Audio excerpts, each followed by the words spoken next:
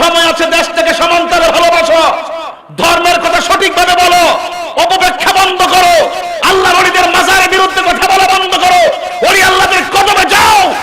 রাষ্ট্রযন্ত্রের প্রধানকে বলেছি সবার আশীর্বাদ দিতে চান না, যারা মাজার ভাঙতে চায় তারা যখন আপনার মাথায় হাত বুলিয়ে দিবে এই আশীর্বাদ অভিশাপে পরিণত হবে।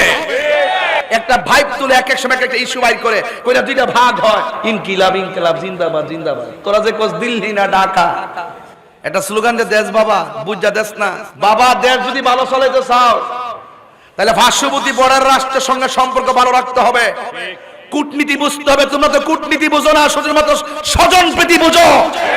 আজকে মব ভায়োলেন্সের মাধ্যমে রাজনৈতিক প্রতিহিংসাই মানুষকে রাস্তায় ফালায় ফেলা কুবায়া কুবায়া মারতেছো, হাতুড়ে দিয়া ঘরের ভিতরে ঢুইকা ঘুমের মধ্যে মাথার মধ্যে বাইরে বাইরে মানুষকে মারতেছো, মানুষকে খুন করতেছো, আর মনে করতেছো দুই ফাদার একটা পথ পাইয়া গেছো, আর 10,000 টাকা 50,000 টাকা পাইয়া মানুষকে এমন ভাবে মারতেছো।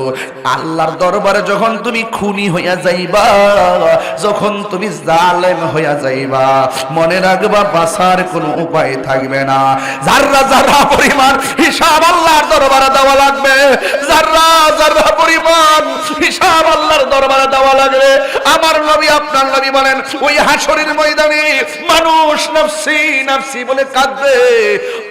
আমার আল্লাহ রাব্বুল আলামিন হাবিব বলেন ওই কঠিন মুসিবতে মানুষ পাগলের মতো হয়ে যাবে, ওই কঠিন মুসিবতে মানুষ দিশেহারা হয়ে যাবে, ওই কঠিন মুসিবতে মানুষ একদম বেপরোয়া হয়ে যাবে। আল্লাহরে ডাক দিয়া বলবে আল্লাহ আর সহ্য হয় না, ওইলে দুজুকে দাও নাইলে বেহেশতে দাও। আল্লাহ বলে ও ফেরেশতা, এই বান্দা যেহেতু আমলনামা চায় তার বাম হাতটারে কলিজার ভিতর দা ঢুকায়া দে, বুকের নিচ দিয়া ঢুকায়া পিছন দিক দিয়ে বাইর কর। আল্লাহু আকবার কোন না কেন বাবা? আপনারা ভালো করে জানেন গত কয়েকদিন আগে আমি একটা রাজনৈতিক ড্রাইভ দিছিলাম, হঠাৎ করে ওয়াজের দিকে যাইয়া ড্রাইভ দিতে যাই অনেক কষ্ট করা লাগছে, ঘুমাই নাই, দিনে রাতে ঘুমাই নাই, 18 ঘন্টা শুধুমাত্র রাস্তায় রাস্তায় থাকা লাগছে। কোথায় দিন কোথায় রাত আমি টের পাই না, এমন ভাবে দিনগুলা চলছে। এরপর বাবার আমার এই ওই সময়ের পরের দিন থেকে আবার ও শুরু করে দিয়েছি। ও যুবক একটা কথা মনে রাখবেন, আপনি যারে ঠকাইলেন সেই মানুষ আংশিক কষ্ট পাইতে পারে, কিন্তু আপনি যে ঠকাইছেন আপনার নীতি কিন্তু হারাইয়া গেছে, আর ফিরে আসবে না। দুনিয়াতে যে ঠকায় হাকিকতে সে নিজে ঠকে। এখন বলুন ঠিক কি না বলুন? জালেম জুলুম এগুলো খুব খারাপ জিনিস, সাবধান বলে দিলাম। একদিন আপনাকে জবাব দেওয়া লাগবে। আমার নবী আপনার নবী বলেন ওই কঠিন মুসিবতের সময় বলবে আল্লাহ তুমি আমলনামা দাও। আল্লাহ রাব্বুল আলামিন বলবে ও ফেরেশতা তার বুকের নিচ দিয়া বাম হাতটা ঢুকাইয়া দে। এবার বাম হাতটারে ঢুকাইয়া দিয়া পিছন দিকটা বের করবে, বের করার পরে আমার আল্লাহ রাব্বুল আলামিন বলবেন এ বান্দা তুমি না আমলনামা চাইছো, ও আল্লাহ আমলনামা চাইছি, তুমি দি হাজার কষ্ট দিয়া বুকের ভিতরে হাতটা ঢুকাইয়া দিয়া হাতটা পিছন দিকে বাইর করছো। আল্লাহ বলে গাটটা ফিরায় দেখো, আমি আল্লাহ রাব্বুল আলামিন তোমাকে আমলনামা দিলাম। এবার বান্দা বলবে আল্লাহ কেমনে আমলনামা দেখতাম, গাট তো সামনে, চেহারা সামনে, হাত পিছনে। আল্লাহ বলে হে ফেরেশতারা গাটটারে মুর্ছা দিয়া ভাঙ্গা দে। এমন ভাবে সোজা গাটটারে ভাঙ্গা দিব। এবার বুঝেননি কষ্ট কারে কয়, কষ্ট কারে কয়? এ বন্ধু আমার, এবার পিছন দিকে গাটটা ফিরাইয়া দিবে। এবার বান্দা বলবে আল্লাহ আমি মনে করেছি আমাকে তুমি জান্নাতের টিকিট দিয়েছো, পেটের ভিতর দিয়ে হাত ঢুকাইছো, এত বড় কষ্ট আমারে দিলা, আবার গাটটারে ভাঙ্গা দিছো, এত বড় কষ্ট দিলা, আমার হাতের মধ্যে দিয়ে জাহান্নামের টিকিট এসে গেছে। এ বন্ধুগণ খবরদার, হাসরের ময়দান এমন কঠিন কেউ কাউকে ফিরে তাকাবে না, এমন একটা ভয়াবহ অবস্থা হবে। আল্লাহর হাবিব সাল্লাল্লাহু আলাইহি ওয়াসাল্লাম বলেন ওই হাসরের ময়দানে 7 প্রকার মানুষকে আমার আল্লাহ আরশের নিচে ছায়া দান করবে। 1 নম্বর হলো যারা ন্যায় বিচারক। আঙ্গ দেশে কি ন্যায় বিচার আছে? কথা কন না। আঙ্গ দেশে কি ন্যায় বিচার আছে? তেল্লা মাথায় তেল দেয়, তেল্লা মাথায় তেল দেয়। ন্যায় বিচারকের দাম হাসর মাঠে আছে না নাই? এই আওয়াজ বড় হবে, আছে না নাই? ন্যায় বিচার কি এখন আছে? আমার দলের লোক হইলে মামলা শেষ, প্রতিপক্ষ হইলে কেবল মামলা শুরু। আমার মতন বেড়ার বিরুদ্ধে মামলা দেয়। জীবন কারো হেতে আইলে ভাড়া দিলাম না, কাউরে একটা টুকা দিলাম না। আমার মতন ব্যক্তির বিরুদ্ধে মামলা করে আবার ওয়ারেন্টও করে। আপনি ভাবতে পারেন সারা জীবন দেশের পক্ষে আমরা কথা কইলাম, ধর্মের সপক্ষে কথা কইলাম, স্বাধীনতার সপক্ষে কথা কইলাম, সার্বভৌমত্ব সুরক্ষায় কথা কইলাম, সম্প্রীতির লক্ষ্যে কথা কইলাম, প্রশাসন বান্ধব হয়ে কথা বললাম, ওলিয়া উলিয়াদের মাদার সুরক্ষায় কথা বললাম, এই দেশের মানুষের অধিকার নিয়ে কথা বললাম, দুর্নীতির বিরুদ্ধে কথা বললাম, চাঁদাবাজির বিরুদ্ধে কথা বললাম, খুন গুমের বিরুদ্ধে কথা বললাম, মাদকের বিরুদ্ধে কথা বললাম, যৌতুকের বিরুদ্ধে কথা বললাম। এত স্পষ্ট ধর্ষণ থাকার পরেও যারা প্রতিহিংসার বশবর্তী হয়ে মামলা দায়ের করে, বুঝতে হবে এরা জাতির সবচাইতে নিকৃষ্ট শয়তান। কথা বলেন ঠিক কিনা? দুষ্টামির সীমা থাকা উচিত। আমি ভীত হইনি, আমি পালিয়ে যাইনি।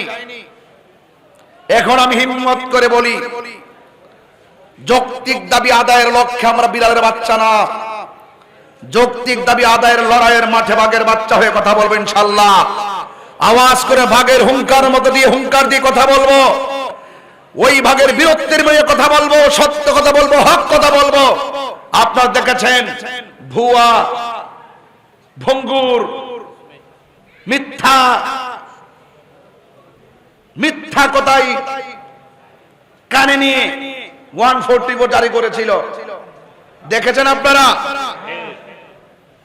মনে রাখবেন, দাঁড়িয়ে গিয়ে হঠাৎ করে যদি আপনি থমকে যান তাইলে শেষ। যদি হিম্মত নিয়ে দাঁড়িয়ে যান তবে বাংলাদেশ। এই দেশের সিস্টেম আমাদের জানতে হবে। এই দেশের শক্তের ভক্ত, নরমের জম। আপনি যদি নরম হয়ে থাকবেন, আপনার ভদ্রতাকে দুর্বলতা মনে করে আপনাকে রুখে দাঁড়াতে হবে।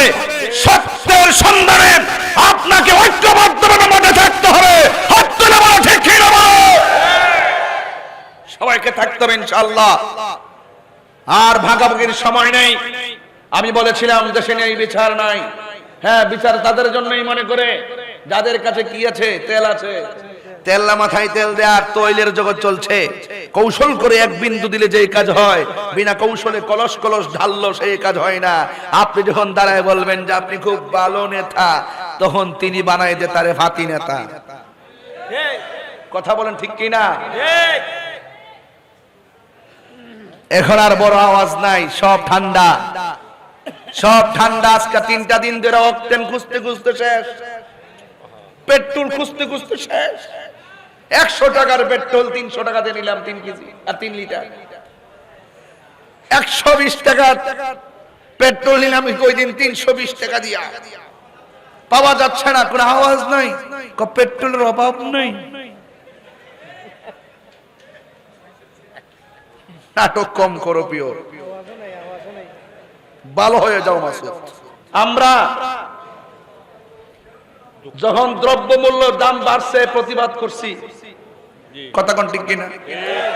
আজকে আরটিভিতে দেখলাম 7,000 টন ডিজেল আইতাছে ইন্ডিয়া থেকে। আমি শুধু পরশুদিন কইছিলাম, তোরা যে কস দিল্লি না ঢাকা, এটা স্লোগান যে দেশ বাবা বুঝা দেশ না। ওহন দিয়ে আজকে তেল আনন লাগলো ভারত থেকে, আনছত কিনলে গিয়া অন গিয়া ওই আমেরিকার থেকে আন। বাবা, দেশ যদি ভালো চলাইতে চাও তাহলে পার্শ্ববর্তী বর্ডার রাষ্ট্রের সঙ্গে সম্পর্ক ভালো রাখতে হবে, কূটনীতি বুঝতে হবে। তোমরা তো কূটনীতি বুঝো না, শুধুমাত্র স্বজন প্রীতি বুঝো। এখনো সময় আছে, দেশটাকে সমান্তরালে ভালোবাসো, ধর্মের কথা সঠিকভাবে বলো, অপব্যাখ্যা বন্ধ করো, আল্লাহর ওলিদের মাজারের বিরুদ্ধে কথা বলা বন্ধ করো, ওলি আল্লাহদের কদমে যাও। রাষ্ট্রযন্ত্রের প্রধানকে বলেছি, সবার আশীর্বাদ দিতে চান না। যারা মাজার ভাঙতে চায় তারা যখন আপনার মাথায় হাত বুলিয়ে দিবে, এই আশীর্বাদ অভিশাপে পরিণত হবে। তাহিরি মতন কথা বলার হিম্মত বাংলার জমিনে কেউ রাখে কিনা আমি জানি না। কইছি সাহস থাকলে সামনে আয়। দিল্লি না ঢাকা, ভোল্টেজের মানুষ কি লেগা এই পাবলিকে দুইটা ভাগ করতেছে একটা ভাইব তুলে এক এক সময় একটা ইস্যু বাইর করে কইরা দুইটা ভাগ হয় ইনকিলাব ইনকিলাব জিন্দাবাদ জিন্দাবাদ